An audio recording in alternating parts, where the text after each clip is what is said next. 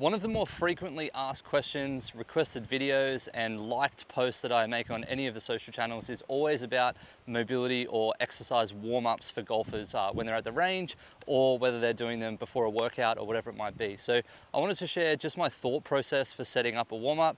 And the context behind this one is you're just sort of really rushed. You've only got sort of 5 minutes at the range to quickly go through something, and you want to hit each of the major parts of the body. So the first exercise we're going to do, and we're going to break it down into, I should say, 3 sections. So we're going to look at the hips firstly, then we're going to look at the lower back and the hamstrings, because I think they're very closely tied together, and then we're going to look at the thoracic spine, and I'll even throw in a bonus one which sort of hits on all of those at the same time. So the first exercise we're going to do is based around the hips. Now this one's super simple. It's called stork turns, and what you're going to do is just place the golf club in my left hand, and I'm going to balance on my left foot, and just placing my right foot behind my knee and knee out to the side like so. Now from here, just figure out where you want to stick the club in order for you to get some balance, and we're just going to rotate that knee across the body and then open the hips out. Okay, so for this one, we're going through internal rotation into the left leg as I turn this way, and then we're externally rotating the leg in that direction. Now, going through, say, 5 to 10 reps on this side, then we'd swap over sides and go through the exact same thing. So open, closing, internal, external, opening up the hips a little bit there. The next exercise we're going to do is based around hamstrings and also lower back, and they're very closely tied together. So the reason I mentioned both at the same time is that we're going to cover both while we do this one. So with this one, you're going to set your feet out nice and wide, so normal squat stance or even a touch wider than that, and turning your toes out to the side, because we want to go for as much depth in a squat as we can. Now from here, I like to stick my fingers underneath my toes and elbows inside my knees, so I can sit down really low and chest up nice and tall. Now from here, bum comes up high, turning to one side so I can stretch out that hamstring, turning to the other side so I can stretch out that hamstring, and then coming back down and trying to get a little more upright once I get to that bottom position of the squat. You can even bounce in the bottom of that squat while you're there, or for some of you, the squat may even only look like this. Okay, but essentially we're just trying to get as low as we can and just improving the range of motion, or just gradually fighting to get a little bit more range of motion than what we had previously.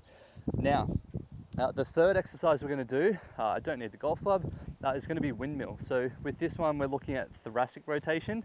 We're also going to hit a little bit of the lower body at the same time. So for this one, we're going to have really nice wide feet, and I'm going to reach down with my opposite hand to my opposite foot, and then the other arm is just going to reach up in the air nice and high. So I'm going to reach my right hand down to my left foot, and then opening up through the side, reaching my left hand to the sky, and then the exact same thing, opening up the hips, coming back down to the bottom.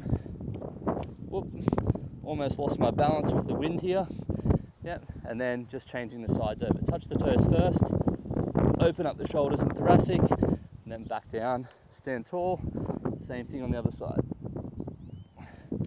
Okay, so that one covers off on a little bit of hamstrings, a little bit of adductors inside the legs, and obviously thoracic as we're rotating around, thoracic and shoulders. So I promised a fourth exercise which is going to cover off on a lot of these. Now this is one of my favorites, and it's a slight variation. If you look at some of the other videos on my channel, you might see a downward dog to thoracic extension. You might also see a hip complex, but essentially for this one, it's going to be just a lunge. So lunging forwards. Yep, front knee goes to 90 degrees, back knee is at about 90 degrees. And then I'm going to try and get my opposite elbow, this is my left leg, get my left elbow across my body as far as I can, and then opening up my shoulders.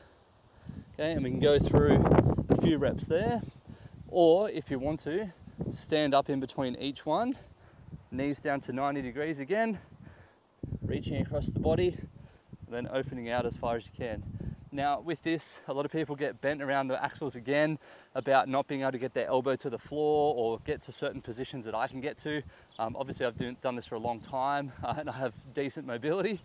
So for some of you it may look like, you're only getting your elbow to here or there. You might only, be able to rotate around a little way.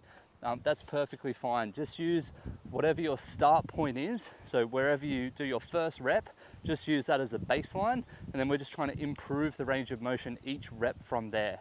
Now, you're probably wondering like what's a good amount of sets and reps, and it just depends. So if you've got 5 minutes to do this, spend, hit your timer, 90 seconds on each exercise, and just do as many reps as you can of each one.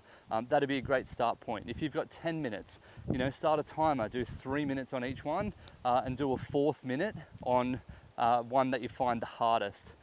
It's all really dependent on the amount of time that you have. In a perfect world, the way I would program it for clients would be 3 sets of 5 to 10 of each exercise per side, if it is a per side exercise.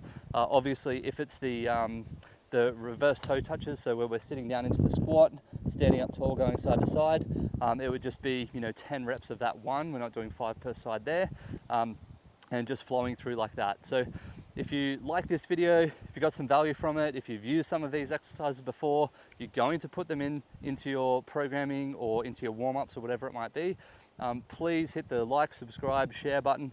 I'd love to hear your feedback in the comments, and just let me know if this is helpful, because if it is, then I'm going to produce some more videos, and I'd love some ideas from you guys as to what would be beneficial or helpful for you warming up, exercises in the gym, or other things that you might find useful.